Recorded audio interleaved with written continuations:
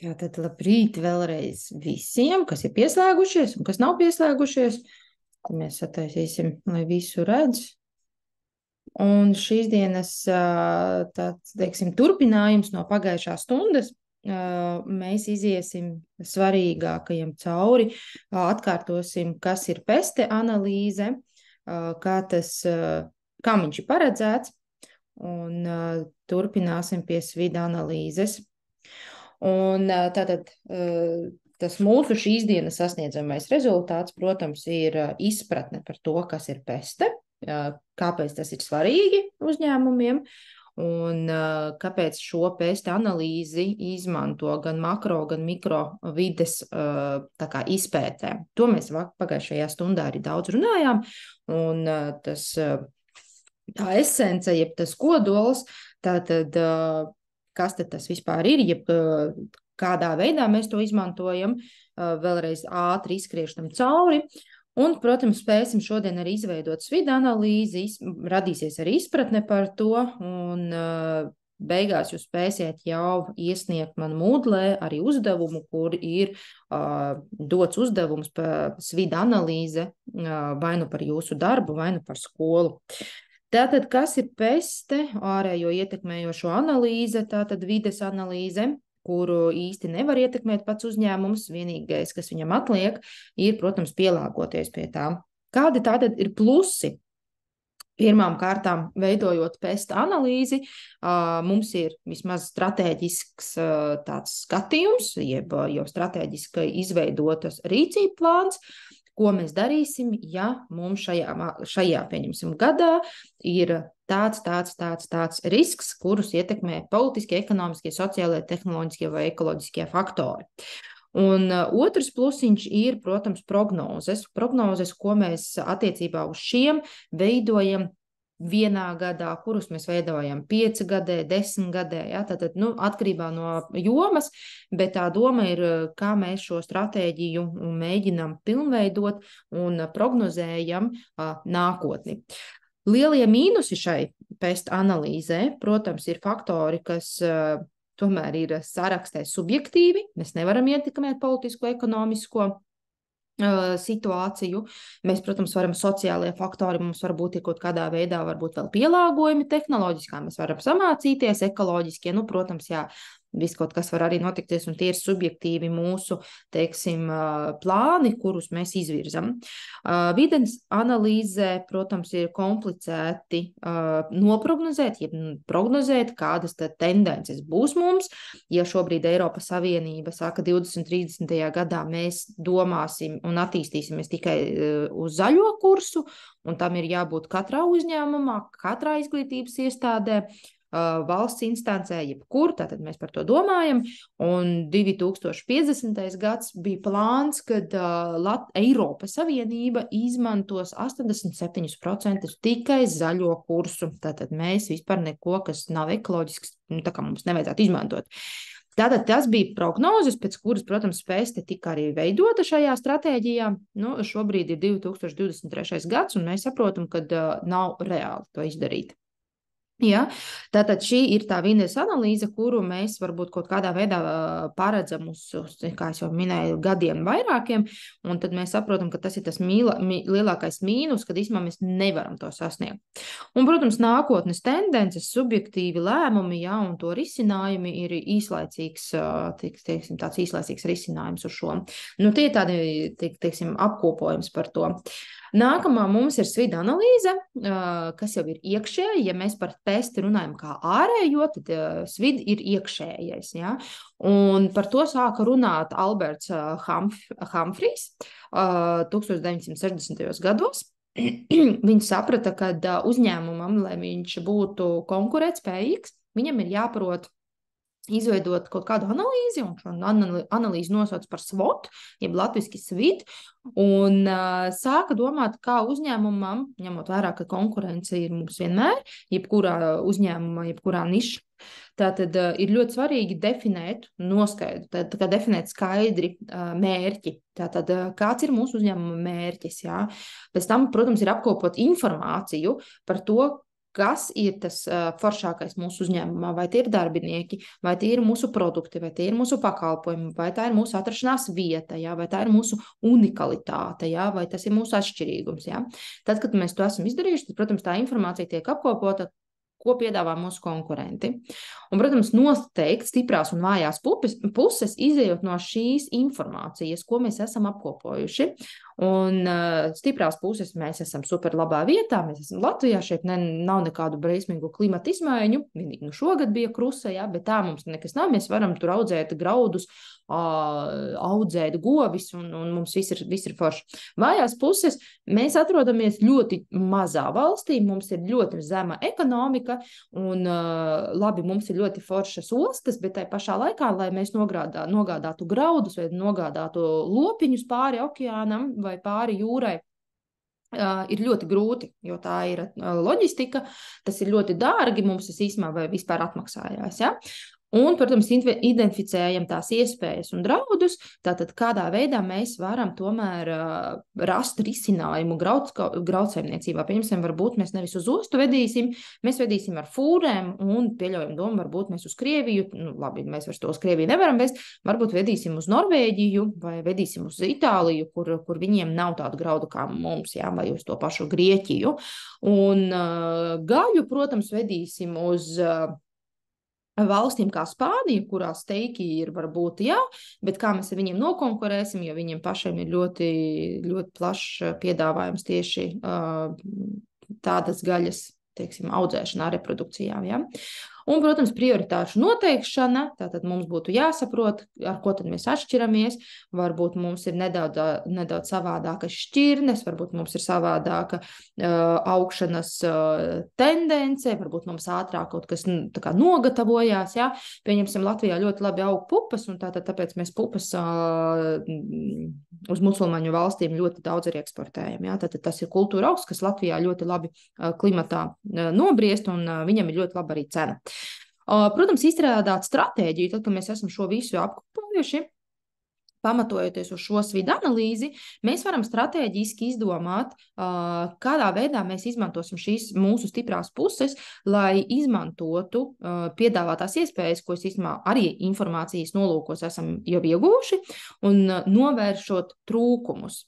Tātad mums ir iespējas, mēs varam ar fūrēm pārvadāt uz Itāliju, pieņemsim kaut kādu produktu, un kāds ir trūkums? Trūkums ir, piemēram, Polija nelaiž cauri. Jā, pieņemsim, Polijas fūres nelaiž ar kaut kādiem latviešu numuriem, jā, un tātad tas ir tas lielākais trūkums.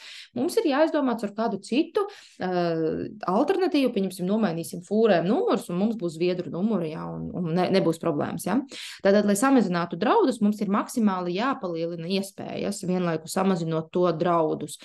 Tātad, ja mēs zinām, ka kaut kādā valstī X neļauj mūsu fūrēm vai neļauj mūsu produktiem šķērsot šo, tātad ir kaut kādi ierobežojumi, ko tad mēs darām?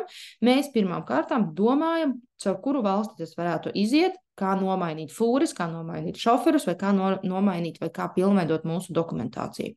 Protams, pāraugot ir jāpielāgojas arī iespējām, un vispār kā tādiem, tātad, ja mums pa sauszemi to neļauj darīt, iespējams tiešām būs jādodas uz to ostu, jāmaksā lielāka nauda par pārvadājumu, bet būs varbūt mazāk mums problēmas ar šoferīšu, teiksim, nolīgšanu, fūres degvielu iepirkšanu, jā, dokumentāciju, kas ir arī ļoti birokrātisks darbs, un tas ir ļoti smags, un īstenībā pat arī nervus kutinoši, jā. Tātad šeit ir strateģiskā efektivitāte, kuru mēs arī nosakām, un tad tās vajadzības gadījumā mēs pielāgojamies. Jā, tā kā es tikko minēju, pārējiesim no fūrēm, varbūt mēs uz ostām. To, ko mēs varam pārvadāt, pieņemsim, ar DHL, kas ir avio kompānijas, jā, tātad, protams, gaļu mēs tur, diemžēl, nevaram pārvadāt, graudus arī mēs tur nevaram pārvadāt, bet, ja jūs ražotu, pieņemsim, bērnu preces, ja jums būtu tur svečturi kaut kādi vai vēl kaut kas tāds, ja, kas attiecās uz kaut kādu kilogramiem, jeb kaut kādu noteikto masu, jeb daudzumu, tātad, jā, viena iespēja ir tā, ka jūs varat to darīt ar aviokompāniju, ja. Un, protams, lai nodrošinātu tās atbilstamību, mums ir jāsaprot, kurš pārvadātājs mums to vispār ļaus to darīt. Ja? Tātad svida analīze kā tāda mums ļauj Izskatīties šādi, kā tādā četrstūrī, kurā mums ir iekšējie faktori, kas ir stiprās un mājās puses, kurā mēs jau esam definējuši mūsu uzņēmuma priekšrocības, tās mūsu potenciālās iespējas, idejas konkurētspējībā, mūsu unikalitāte atšķirībā no mūsu konkurentiem. Protams, resursi un līdzekļi un cilvēki un finanses, ja, visi šie resursi ir neapšaubāmi mūsu stiprās puses. Ja mums ir speciālisti, ja mums ir loģistikas darbinieki, ja mums ir superlabi grāmatveži, ja mums ir superlabi klientu apkalpošanas centra darbinieki, ja, tad tie ir cilvēku resursi, ar kuriem ir jāstrādā un kurus ir jāatbalsta, un tā ir mūsu stiprā puse. Protams, pieredze, zināšanas un informācija, kā es tikko minēju, ja mēs nezinām, kad, piemēram, Polija šobrīd neļauj mūsu fūrēm pārvadāt mūsu preces ar mūsu numuriem Latvijas, iespējams, tā ir informācija, ko mēs nezinām, un tad, kad mēs to nezinām, tad mēs attiecīgi domājam, kā risināt šo situāciju, tad, kad tas fūra atradīsies tajā rindā uz robežas. Tas ir piemērs, mūsu fūras tiek pārlaistas, viss ir kārtībā, tā tikai tā kā piemērs, ja? Protams, finanšu rezerves un ticamākais apgrozījums ir droši vien pie pesta analīzes, kur mēs izvērtējam, ņemot vērā, ka šobrīd ir ļoti augsts Eiribor 6,4 punkti, tad šeit būtu jāsaprot, vai mēs pamatlīdzekļus izmantojam uzņēmuma darbībā, vai mēs izmantojam altuma atbalstu, vai mēs ejam uz kādu projektu, vai attiecīgi mēs ņemam aizdevumu no bankas, ja, un tad mēs, protams, idejiski, kā tas būtu, jūs esat zemnieku saimniecība, kura ražo, pieņemsim, tās pašas pupas, un jums ir ļoti labs apgrozījums, ja, jums ir brīnišķīgi, jūs varat iepirkt tehniku, jūs varat iepirkt attiecīgi pupas sēklas, jūs varat arī iegādāties varbūt pat kombainu, ja, un nolikt to īrē arī uz sezonālu citiem uzņēmējiem, ja, un citiem zemnieku saimniecībām. Bet jūs saprotat, ka īstenībā uz tādu maziem, es nezinu, cik ir 50 hektāri, piemēram, jums ir zemītes, jūs jūtat, ka ir pa maz, kad jums pietrūkst, jums vajag 150, lai jūs tiešām varētu teikt, ka es esmu stabils uzņēmējs, man ir ļoti labi ienākumi. Tātad, lai šo zemi iepirktu, jums vajadzētu neapšaubāmi finansējumu, jo no 50 hektāriem, kas jums ir, jums īstenībā pietiek tikai izdzīvot, bet ne labi dzīvot vai uz attīstību vērst savu saimniecību.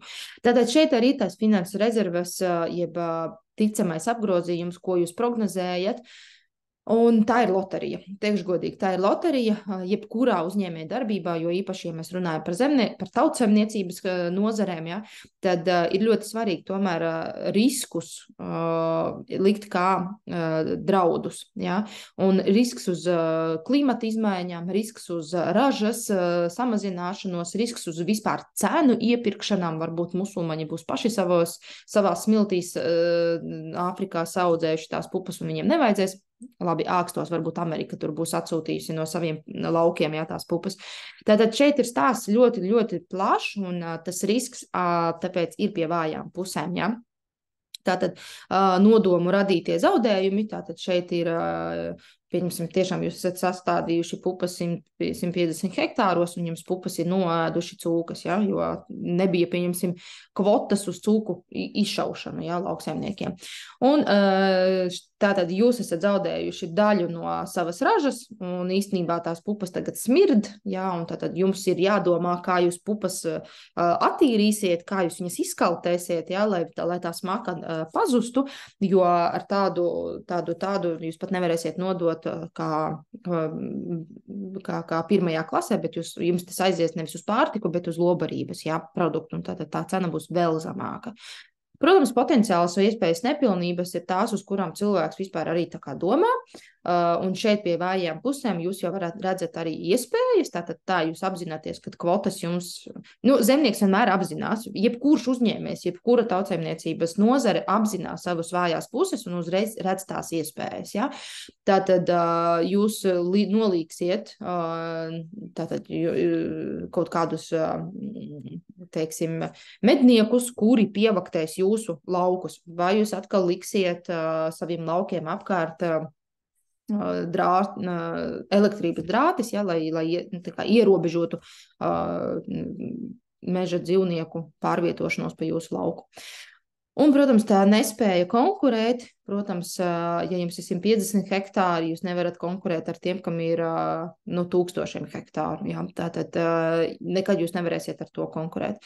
Tāpat arī ir, teiksim, reputācija un klātbūtne un sasniedzamība.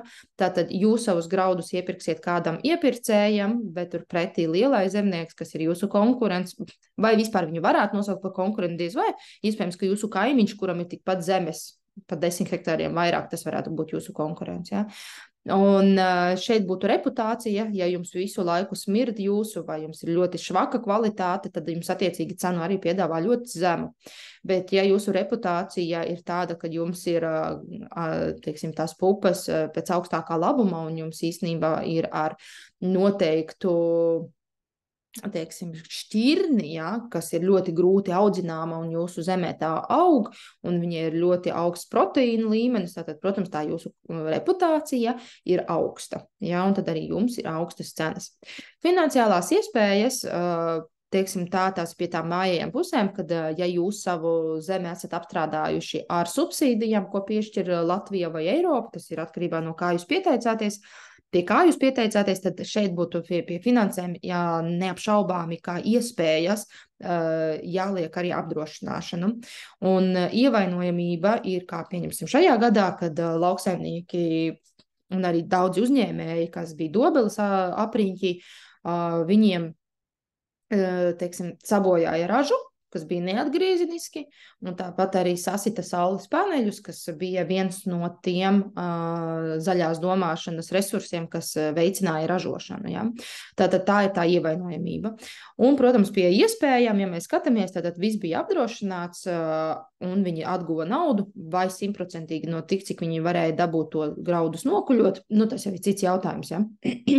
Laika grafiki, termiņu un spiediens, tas ir visiem, jo īpaši šobrīd Ziemassvētkos, iespējams, ja jūs arī strādājat kādā ražošanas nozarē, tad jūs zinat, ka decembris, novembris, īstenībā jau novembris ir tas, kad jau sākās Ziemassvētku sezona, kurjeriem, pastiem, piegādātājiem ir ļoti liels apjoms izvadāt attiecīgi preces attiecīgajā laikā. Jo īpaši, pieņemsim, Ziemassvētku vēstuli Santa Klausam, ja? Tātad tas ir pasta noslogojums, ja? Un dāvanas pa visu pasauli un visu Latviju. Ja? Un tātad laika grafiks, termiņu un spiediens ir ļoti svarīgi saplānot pa dienām, pa stundām, pa mēnešiem, tātad pa nedēļām, pa mēnešiem, pa ceturksņiem ir jāsaplāno laika grafiks, lai nebūtu, teiksim, neizpildītie darbi. Un tas ir ļoti svarīgi, ja mēs skatāmies uz, teiksim, atgriežoties pie reputācijas. Ja? Jūs jau jutāt, kad es runāju par stiprajām pusēm, kas aiziet atkal uz tādām kā vājās puses, kur mēs redzam, un vājās puses pāriet uz iespējām. Es visu laiku pieminēju apdrošināšanu, pieminēju cilvēkus, pieminēju tur sadarbību, ja? Un tātad tas ārējais faktors jau ir tas, ar ko mēs īstenībā strādājam. Tie tātad tirgus notikumi, kādi tirgus notikumi, un tas ir atkal finansiālās iespējas, ja? Tātad šīs lietas ir kaut kādā veidā sastopamas, un mums ar viņām arī ir jāstrādā. Viņas nevar būt atrautas, mums viņām ir jābūt visu laiku kopā. Un tā doma ir, ka tirgus notikumi, tātad mēs zinām, ka šobrīd, kā es arī iepriekš minēju, ir Eiribors, un ņemot kredītu, mēs saprotam, ka mums būs milzīgs procents jādod bankai. Ja? Turpretī tirgus notikumi, kas ir, teiksim, tāds lielais tirgus, kurā nosaka biržā graudu cenas vai jūsu uzņēmuma akcijas, tas ir visforšākais, kad jūs varat tirgus notikumus nofiksēt. Un lauksaimniecībā to bieži vien dara, kad nofiksē pat kaut kādu cenu X, kad es par šādu cenu rudenī tirgošu savus graudus. Ja? Tās ir tās iespējas, ko var darīt. Protams, tas ir ļoti riskanti, jo jūs nekad nevarat zināt, kāda būs, pieņemsim, lai jūs saprastu. Tātad tagad ir decembris, decembrī tirgus cena varbūt ir ļoti augsta, viņi nofiksē, viņi saka, kad es rudenī graudus kuļot, es tirgošu, pieņemsim, pa tonu tur 420 eiro. Ja? Atnāk maijs, un maijā ir tā pati, tas pats piedāvājums, bet tikai tonā jau ir 600. Ja? Tātad šeit ir tāda loterija īstenībā. Un konkurentu ievainojamība neapšaubām ir tā, kad viņiem ir labāks piedāvājums, un tās ir tās iespējas, ka mēs varam sadarboties. Vai tieši otrādi, mēs redzam, ka šajā periodā Ziemassvētkos ir ļoti daudz noslogoti kurjeri, un tātad es, pieņemsim, varu noalgot vēl papildus cilvēkus, un man neradīsies, pieņemsim, kaut kādi neizdarītie darbi. Ja? Tātad tās ir tās iespējas. Ja? Nozares vai dzīvesveida tendences, nu, protams, laiki mainās, un arī notikumi mainās, un īstenībā, teiksim, pilnīgi viss mainās. Un mūsu domāšanā arī sāk domāt par to, vai mums ir jābūt galīgiem patērētājiem, vai mums jāsāk domāt par to, vai tiešām tās lietas mums ir nepieciešams. Šeit mēs atkal sadalāmies mērķa auditorijā, kas jums ir preču virzīšanas uzdevums īstenībā.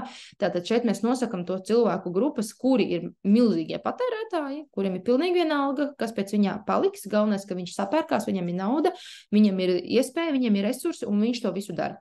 Otra, protams, tā dzīvesveids, jeb nozare ir tā, ka tie zaļie domājošie, viņi tomēr padomās par to, vai tiešām tas viņiem ir nepieciešams, kas pēc tā visa paliks, jā, un tad mēs varam jau pie šīs ir tās mūsu iespējas, kad mēs redzam, kas būs mūsu klienti. Tehnoloģijas attīstības un jauninājumi, neapšaubām, tas ir mūsu iespējas, ka mēs varam visu digitalizēt. Mēs redzam, pieņemsim, ja es tagad burtnīcā rakstu kādu piedāvājumu, tad jūs jau tas viss ir elektroniski, jūsu mājaslapā jau notiek datu bāze, jau noliktavā redz, cik daudz kaut ko vajadzēs, un viņš jau sāk gatavot tam visam. Ja?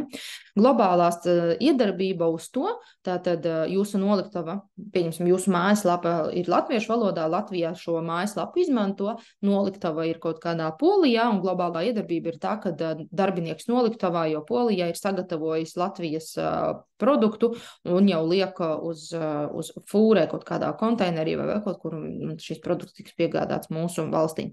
Jauni tirgi un iespējas, neapšaubām, kā es arī minēju iepriekš, kad graudsaimniecība, lopkopība vai jebkāda cita nozare ir ļoti jauni tirgi. Tās ir, kad mēs skatāmies, kurā valstī mums varētu būt potenciāli iespēja attīstīties. Ja? Noteikt nišas tirgus mērķus, tas ir īstenībā, tam ir jābūt tādam tā kā izjūtai. Un tad, kad bija Covid laiks, protams, kas attīstījās kurjeri, internetu veikali, tas bija tāds ļoti masveidīgs, jo neviens mēs nekur nevarējām iet, un attīstījās pārgājieni, tā kā ekskursijas, ceļojumi pa Latviju, ja, un attīstījās neapšaubāmi viss, kas saistīts ar piegādi. Geogrāfiskās atrašanās vietas, aspekts un imports, tad, kā es jau tikko minēju, būtu jāizdomā, kurš mums, teiksim, eksporta vai importa piedāvājums mums ir svarīgāks, attiecībā izejot no tā, cik daudz jūs ražojat un cik jūs drīkstat eksportēt, vai tieši otrādi jums ir jāimportē kaut kādas izejvielas, lai jūs šo produktu varētu vispār tā kā saražot. Un no tām visām iespējām mums ir jāsaprot, kas būs mūsu draudi. Politiskā ietekme, jaunu likumu normatīvo aktu ietekme, apkārtējās vides ietekme, IT noteikumi un jauninājumi, un mēs draudus redzam jau kā peste analīzi, kas ir ārējie, kurus īstenībā mēs varam tikai skatīties, viņi mūs ietekmē, un mēs varam censties pielāgoties. Konkurentu nodevumi atšķirības, jā, tirgus pieprasījums, jaunas tehnoloģijas, pakalpojumi un idejas, svarīgi līgumi vai vienošanās ar partneriem. Jā. Tātad tās ir tās lietas, uz ko mēs īstenībā tā kā jau pierakstam, tieši kur mēs viņu pierakstam pie termiņiem un spiedieniem, un, protams, pie vājajām pusēm mēs jau pie tām iespējām, mēs jau atkal atnākam līdz šejienei, kas tad būs tie mūsu draudi.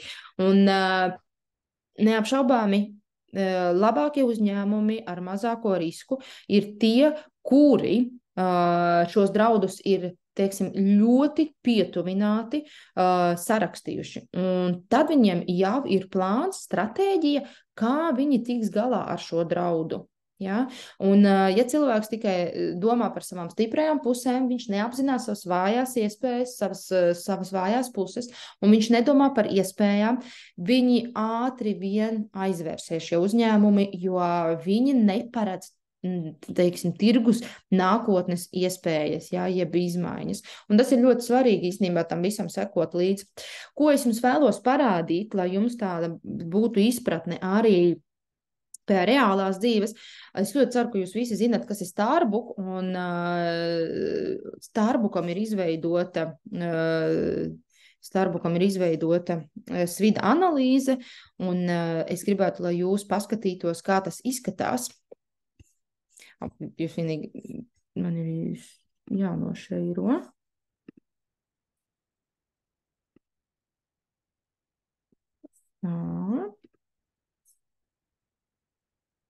Tā.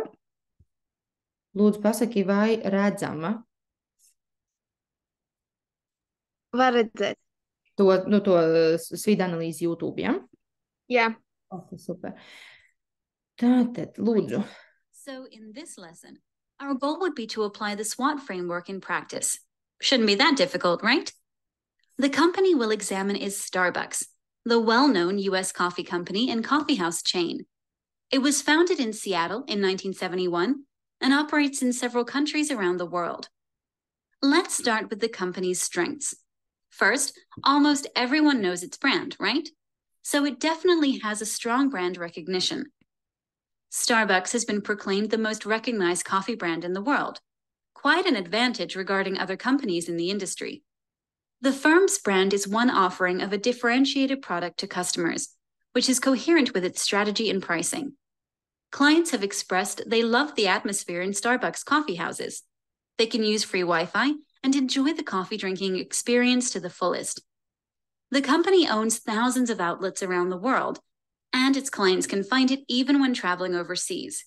That's a strong advantage, as it ensures loyal clients can remain such even overseas. And finally, Starbucks supply chain management ensures the quality of coffee served to customers is excellent. The company chooses its suppliers carefully, which improves the quality of its products and ensures clients receive a super coffee experience. This is another choice in sync with its differentiation strategy. Okay, very good. Let's take off our rosy glasses and consider some of the firm's weaknesses. One could argue Starbucks offers the same product in all countries where it operates. It does not customize it according to the different tastes of people in different geographies. For some customers, this is an issue, and they prefer competitor products tailored to their specific geographical preferences. In addition, Starbucks has a premium price policy, which is not in line with most customers' expectations. Not all countries have enough middle and high-income class individuals who can afford to pay extra for their coffee. Weakness number 3 would be the high employee turnover that the chain's coffee shops have. It is difficult to serve coffee as a premium product when the company's baristas have been on the job for only a couple of weeks. In terms of opportunities, we can say the following. Starbucks can access new countries easily. It simply has to apply its existing business model in these new geographies. Emerging markets can be a great source of growth for the company. Starbucks has also entered agreements within the entertainment industry and partnered with movie-producing companies. That can be a great opportunity for the firm, too. One of the biggest threats for Starbucks is the saturation of the American market, which is where most of its outlets are located. Consumers are increasingly invested in healthier lifestyle, and some substitute products are better positioned to capture the attention of the health-conscious clientele. Okay, we'll stop here. This is what a SWOT analysis looks like in practice. The depth of the observations included in the analysis depends on the information we have about the company. I'm sure an industry practitioner would be capable to prepare a much deeper analysis. However, the important point is you now know how to perform a SWOT analysis on your own, and you can distinguish the important questions from the rest when it comes to analyzing a company. SWOT analysis is a great tool that allows us to visualize and concentrate on some of the most important topics when analyzing a company. This will do for now. Thanks for watching. Tātad šeit ļoti skaisti bija aprakstīts tieši Starbucks. Un, ja es pateiktu jums tādu piemēru, ka ap 12 gadiem atpakaļ, 15, Starbucks vēlējās atnākt pie mums uz Latvijas tirgu, un bija pat piedāvājums, bet īstenībā viņam neļāva nākt uz šajieni, un pamatojums tam bija tāds, ka mēs neesam pieraduši, teiksim, kafiju iznest no mājām. Mēs esam mājas cilvēki, kuri bauda kafiju tieši teiksim, mājas apstākļos. Un tas bija tas pamatojums. Laiki ir mainījušies īstenībā, un šobrīd mēs visi staigājam gan ar termosiem, gan ar, teiksim, ar krūzēm tieši pa ielu, vai ne? Tā kā, nu jā, tas ir tas, kas mums bija, teiksim, tāds tā kā pamatojums. Noslēgumā, protams, ātri gribu jums pateikt, kāpēc vidu analīzi mēs izmantojam. Tā ir ērta un noderīga periodiska un analīze uzņēmumā. Un periodiska nozīmē tas, ka to veids pusgadā, jeb gadā reizi, lai aktualizētu vēlreiz, kas ir stiprās puses un vai stiprās puses nav kļuvušas jau par vājajām pusēm. Un, protams, var lietot uzsākto darbību, taču nebūtu ne visas nepieciešamā informācija ir kļuvusi neaktuāla. Tātad šīs lietas, ko mēs esam jau sarakstījuši, tas nenozīmē, ka viņas visas absolūti izdzēšās, bet viņas var mainīties un pāriet un staigāt, un, protams, viņas var būt palielināties kā tādas. Un, protams, problemātisks var būt svidu lietojamība bezpēļņas projektos, jo īstenībā tad, kad tu esi bez financiālā atbalsta, īstenībā tas viss ir ļoti īslaicīgi. Ja nav naudas resursu, tad īstenībā tas arī ir nedzīvot spējīgs kā tāds. Ja apkopojam pašās beigās par to sasniedzībām, priekšrocībām, problēmām un iekšējiem un ārējiem faktoriem, tad stiprās puses organizācijā nosaka tās īpašības, kas var paildzināt sasniegt noteiktos mērķus. Vājās puses turpretī organizācijas īpašības, kas var kavēt noteiktās mērķu sasniegšanu. Tātad stiprās puses, kas mums var palīdzēt, vājās, kas mums tieši bremzē. Iespējas ir tie faktori, kas var organizāciju paildzināt, palīdzēt sasniegt noteiktos mērķus. Tātad iespējas izriet no vājajām pusēm. Turpretī draudi, ārējie faktori, kas var organizāciju kavēt noteiktos mērķu sasniegšanu. Un šie draudi izriet no mūsu stiprajām pusēm un iespējām. Tātad tās ir tās lietas, ar ko mēs cīnāmies, ar ko mēs vienmēr runājam, ar ko mēs visu laiku domājam un strateģiski pilnveidojam savu uzņēmumu. Un šodienai īstenībā tas arī ir viss. Mēs esam sasnieguši beidzot mūsu visu tēmas noslēgumu, un man tas ļoti, ļoti priecē. Tātad atgrieziskā saite par šo tēmu ir jūsu uzdevumi, kuriem ir jābūt iesniegtiem līdz šī gada 18. decembrim. Un ļoti gaidīšu pilnvērtīgus, interesantus jūsu darbus. Ja ir kādi jautājumi, droši varat man tos izteikt, gan rakstiski, gan mutiski, pieslēdzoties arī tīmā. Vienmēr jūs gaidīšu. Varbūt ir kādi jautājumi. Nav. Tad teikšu mīļš paldies par pieslēgšanos, par jūsu dalību.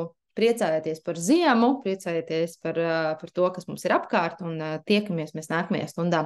Lai jums jauka diena. Visu labu! Visu labu, paldies!